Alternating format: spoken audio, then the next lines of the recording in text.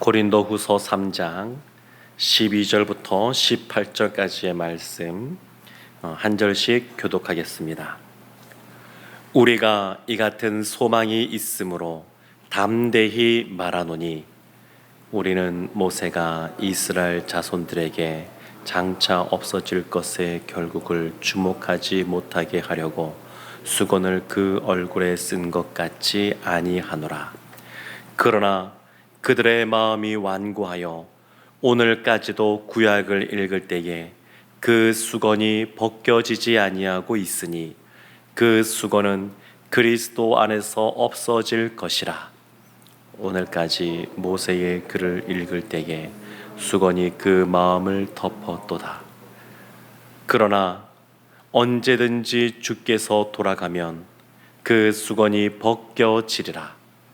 주는 영이시니 주의 영이 계신 곳에는 자유가 있느니라. 함께 보겠습니다.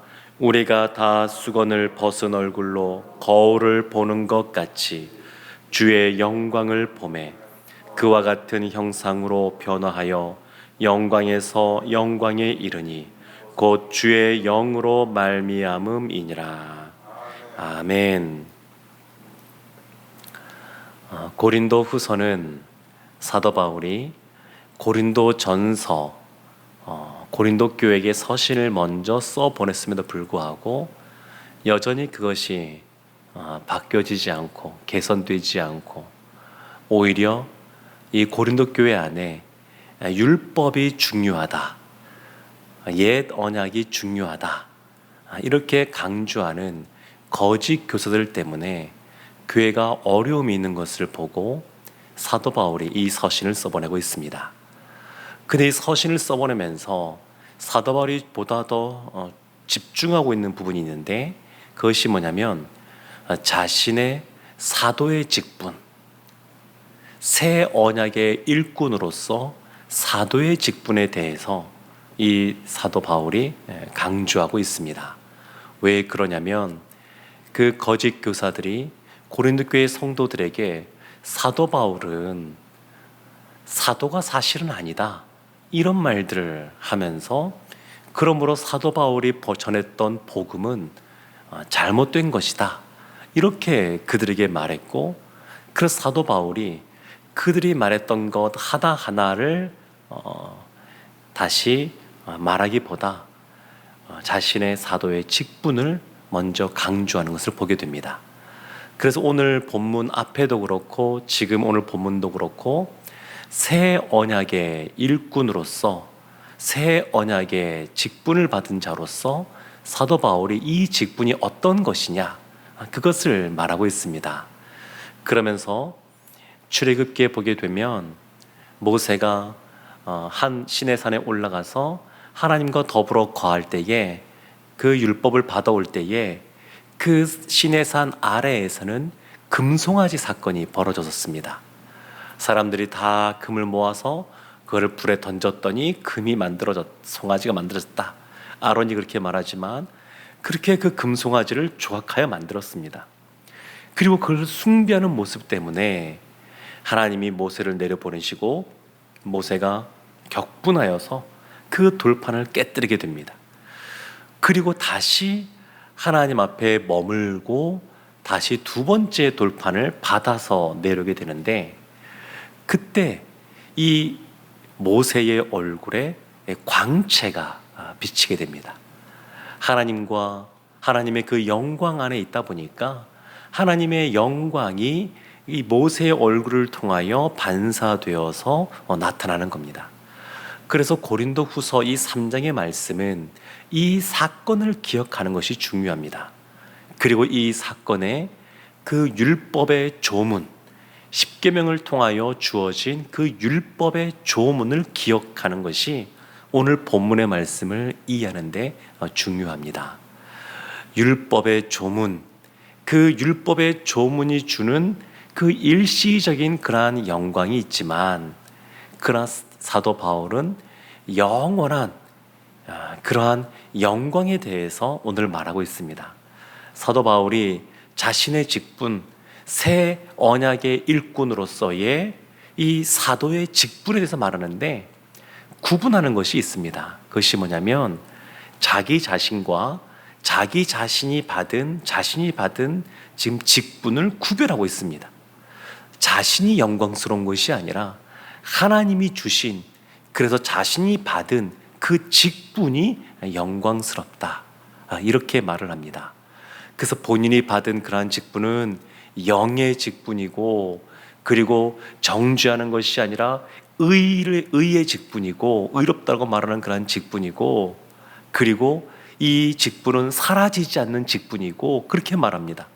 그러면서 오늘 본문에서 하나의 직분을 더 말하는데, 그것이 수건이 벗겨진 직분이다, 그렇게 말을 합니다. 그래서 12절에 이렇게 시작을 합니다.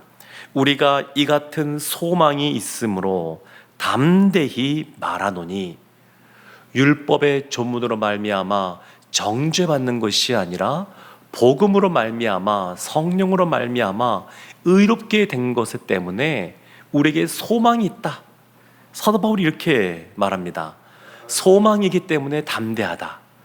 다니엘서 말씀 보면 소망이 있는 사람들이 얼마나 담대한지 그 사건들이 여러 번 나오는데, 다니엘의 세 친구들이 소망이 있으니까 풀무불 가운데 던져진다, 그래도 담대합니다. 당당합니다. 나이가 많이 들었던 다니엘도 사자굴 속에 기도하면 던져진다, 이 말을 듣고도 하늘에 소망이 있는 사람이니까 그냥 담대하고 그냥 본인이 하던 대로 하나님 앞에 기도하는 것을 보게 됩니다. 그러니까 소망이 있는 사람, 세상의 일시적인 것이 아니라 영원한 하나님 나라에 소망이 있는 사람, 그 사람은 담대합니다. 사도행전 말씀에도 보게 되면 베드로와 요한이 사내들인 공회에 붙잡혀 갔습니다. 신문을 당할 때도 당당합니다. 그리고 이 베드로와 요한이 돌아왔을 때에 기도하던 그 예루살렘 교회 성도들도 담대합니다. 위축되어 있지 않습니다. 성령의 충만함을 입은 사람들, 그리고 그 안에서 영원한 하나님 나라를 확실하게 소망하는 그 사람들은 담대합니다. 지금 사도 바울도 그렇게 말합니다. 우리가 이 같은 소망이 있으므로 담대히 내가 말한다. 지금 고린도 교회에 사도 바울은 지금 떨어져 있으니까 그 고린도 교회에 거짓 메시지들을 전하는 사람들이 있고 거기에 넘어간 사람들이 있는데, 그럼에도 불구하고 사도 바울이 소망을 갖고 담대하게 말하는 겁니다. 그 내용이 13절부터 나오게 되는데, 13절에 이 모세의 얼굴에 광채가 나고, 그리고 그것 때문에 수건을 덮어 썼던 사건에 대해서 새롭게 좀 해석하는 부분이 나옵니다. 모세가 얼굴에 빛이 나니까 그 당시에 아론을 비롯한 지도자들, 이스라엘 모든 그러한 민족이 다 두려워했습니다. 왜 두려워했겠습니까? 그들이 금송아지 사건을 통해서 하나님 앞에 범죄했다는 것을 알고 있는 겁니다. 이 얼굴의 그러한 광채, 하나님의 영광이 반사되어져서 모세의 얼굴을 통하여 비춰지고 있는데, 그 영광의 빛 가운데 거하니까 자신들의 그 죄악이 드러나고, 그것 때문에 율법이라는 것 자체가 우리의 죄에 대해서 그것을 드러내고 정죄하는 거고 또 심판하는 거니까 그것 때문에 두려운 겁니다. 그래서 이 모세가 아론과 또 지도자가 말할 때는 수건을 벗고 말하다가 말이 끝나면 다시 수건을 뒤집어 썼었습니다. 덮어 썼었습니다. 근데 이것에 대해서 사도 바울이 뭐라고 해석해서 알려주냐면 13절에 이렇게 나옵니다. 모세가 이스라엘 자손들에게 장차 없어질 것의 결국을 주목하지 못하게 하려고 수건을 그 얼굴에 썼다. 무슨 말이냐면 율법이라고 하는 것은 영원한 것이 아닙니다. 일시적인 겁니다. 율법의 이 조문들은 일시적인 것들인 겁니다. 예수 그리스도가 이 땅에 오면 더 이상 예수를 믿는 사람들에게서는 이 율법으로 말미암은 정죄가 더 이상 주어지지 않습니다. 그리스도 예수 안에 있는 자에게는 결코 정죄함이 없나니, 로마서에서 사도 바울이 이렇게 말하는데 결코 정죄함이 없습니다. 그래서 이 율법이라고 하는 것은 제한되어 있는 겁니다. 일시인 겁니다. 유한한 겁니다. 그래서 이 모세가 왜 수건을 뒤집어 썼느냐? 모세의 얼굴에 하나님의 영광이 머무면서 반사되어 나오지만 이것은 영원한 것이 아니라 일정 기간이 지나면 모세의 얼굴에서 빛이 사라지게 되는 것처럼 율법이라고 하는 것도 어느 정도 일정 시간이 지나면 그 소명을 다하고 끝마칠 때가 있다, 이것을 알려주는 겁니다. 모세가 왜 얼굴에 수건을 덮었었느냐? 자신의 얼굴에 광채가 계속 나게 된 것을 보게 되면 이스라엘 민족이 그 율법에 계속해서 주목하고 그 율법만 붙잡고 살아갈까 봐 이 모세가 수건을 얼굴에 덮어 써서 주목할 것은 율법이 아니라 영원한 그 하나님을 주목해야 된다, 그것을 지금 강조하고 있다는 겁니다. 사도 바울이 그걸 설명하고 있습니다. 그래서 14절에 이렇게 말합니다. 그러나 그들의 마음이 완고하여, 유대인들을 말합니다. 마음이 완고하여 오늘까지도 구약을 읽을 때에 그 수건이 벗겨지지 아니하고 있으니 그 수건은 그리스도 안에서 없어질 것이라. 지금 이 수건을 다른 식으로 또 쓰고 있는데, 모세는 얼굴에 수건을 썼는데 유대인들은 그 수건을 마음에 쓰고 있다, 이렇게 말하고 있는 겁니다. 마음에 썼다고 하는 것은 뭐냐면 그들이 마음이 완악하다는 것이다. 교만한 것이죠. 하나님의 말씀이 예수 그리스도를 향하고 있는데 그 예수 그리스도의 오심에 대하여 복음을 가르치고 있는데 이들이 마음에 완악하게 그 수건을 덮어 써서 그 율법이 진정으로 예수 그리스도를 예표하는 것들인데 그것을 자신들의 편견, 생각들로 그것을 감싸고 수건으로 감싸버리고 그것을 온전히 받아들이지 않고 있다는 겁니다. 예수 그리스도를 통하여 이 율법이 이제 끝나고 새로운 이 언약의 시대, 복음이 시작되고 있는데 여전히 수건으로 그것을 감싸고 있어서 온전히 복음을 받아들이지 못하고 있다, 이렇게 말하고 있는 겁니다. 그래서 15절에 이렇게 말합니다. 오늘까지 모세의 글을 읽을 때에 수건이 그 마음을 덮었도다. 구약을 읽을 때에 마음에 덮여 있는 겁니다. 사랑하는 성도 여러분, 사실 오늘날 예수님을 믿는다고 하는 우리들도 이와 같은 우에 빠질 가능성이 있습니다. 유대인들처럼 예수 그리스도를 부정하고 구약의 말씀만 이렇게 우리가 생각하진 않지만 이들의 마음이 완악하여서 그렇다 말하는 것처럼 마음이 교만하고 자신의 어떤 선입견, 편견 이런 것이 있으면 하나님의 말씀을 온전히 받아들이지 못합니다. 그래서 이 수건을 벗는 것이 필요합니다. 근데 이 수건은 우리의 힘으로 벗을 수 있는 것이 아닙니다. 그래서 16절에 이렇게 말합니다. 언제든지 주께로 돌아가면 그 수건이 벗겨지리라. 주님 안에 나아가면, 주님 앞에 나아가면 이 수건이 벗겨지는 겁니다. 하나님의 말씀이 온전한 하나님의 말씀으로 우리 가운데 보여지고 들려지고 마음속에 새겨지게 됩니다.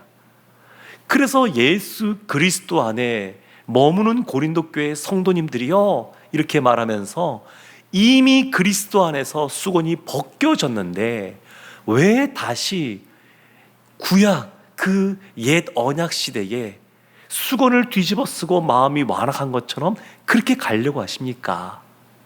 그러지 마십시오. 그리고 사도의 이 직분은 수건이 이미 벗겨진 직분, 새 언약의 일꾼의 직분입니다. 나는 하나님께 그와 같이 사도로서의 직분을 받아서 감당하는 것입니다. 사도 바울이 그렇게 말하고 있습니다. 이와 같이 마음의 수건이 벗겨진 사람들, 그래서 예수 그리스도 복음을 알고 믿는 사람들에게는 두 개의 큰 은혜가 주어집니다. 그것이 17절, 18절에 각각 나오는데 17절 말씀에 이렇게 나왔습니다. 주는 영이시니 주의 영이 계신 곳에는 자유가 있느니라. 주의 영이 계신 곳에 자유가 있습니다. 율법의 조문으로 말미암아 우리가 다 율법을 다 온전히 지키지 못하는데 그 율법의 조문으로 말미암아 주어지는 정죄, 그 정죄에서 벗어나 자유롭게 되었습니다. 우리의 모든 죄와 허물을 십자가에서 용서하신 예수 그리스도로 말미암아 자유를 얻게 되었습니다. 이 자유를 얻은 사람은 어떠한 자유를 누리게 되냐면 하나님을 섬기되 자원함으로 섬기는 자유, 하나님 앞에 나아가되 자발적으로 나아가는 그런 자유. 이 자유는 내 마음대로, 내 뜻대로, 내 하고 싶은 대로 죄악을 저지르며 살아가는 그 자유를 말하는 것이 아니라, 이 자유는 죄에서, 정죄함에서 벗어난 이 자유는 하나님을 더 잘 섬길 자유, 하나님을 더 예배할 그럴 자유, 하나님의 뜻대로 살아갈 자유, 그러한 자유를 말합니다. 수건이 벗겨진 성도는 이와 같은 자유가 있습니다. 또 하나 은혜가 주어지는데 18절 말씀이 이렇게 나옵니다. 우리가 다 수건을 벗은 얼굴로 거울을 보는 것 같이 주의 영광을 보매 그와 같은 형상으로 변화하여 영광에서 영광에 이르니 곧 주의 영으로 말미암음이니라. 그리스도와 같은 형상으로 변화되는 겁니다. 예수를 믿는 사람들, 그 얼굴에, 그 마음에 수건이 벗겨지고 정죄함에서 벗어나 자유를 누리는 사람들은 예수 그리스도를 닮아갑니다. 예수를 닮아가는 은혜가 있습니다. 사랑하는 성도 여러분, 우리는 이미 수건이 벗겨진 하나님의 자녀인 줄로 믿습니다. 우리에게는 자유함이 있고 우리에게는 그리스도를 닮아가는 그러한 은혜가 이미 있습니다. 그래서 혹 우리 가운데 우리의 마음의 교만함과 또 완악함 때문에 하나님의 말씀을 온전히 받아들이지 못하게 하는 것이 있다 그러면 기꺼이 그것을 하나님 앞에 내려놓고 또 날마다 예수님을 닮아가기를 갈망하고 또 그렇게 힘쓰는 그러한 삶을 살아간다 그러면 하나님이 우리를 만드시고 이끄시는 그러한 목적과 계획에 합당하게 살아가는 모습인 줄로 믿습니다. 주님이 주시는 자유를 누리며 마음껏 하나님을 예배하고 또 주님을 닮아가는 데 힘쓰는 우리 모두가 되기를 주님의 이름으로 축원합니다. 아멘. 기도하겠습니다. 하나님, 사도 바울을 새 언약의 일꾼 삼아 주신 것처럼 저희도 이 새 언약의 일꾼으로 삼으신 줄로 믿습니다. 사도 바울에게 사도의 직분을 주신 것처럼 저희에게도 그리스도의 몸된 교회인 이 교회를 섬길 수 있는 직분을 주셨음을 믿습니다. 그것을 감격해하고 감사해하며 주님이 주시는 자유함 속에 주님을 더 힘써 닮아가는 저희 모두 되게 하여 주옵소서. 예수님의 이름으로 기도합니다. 아멘.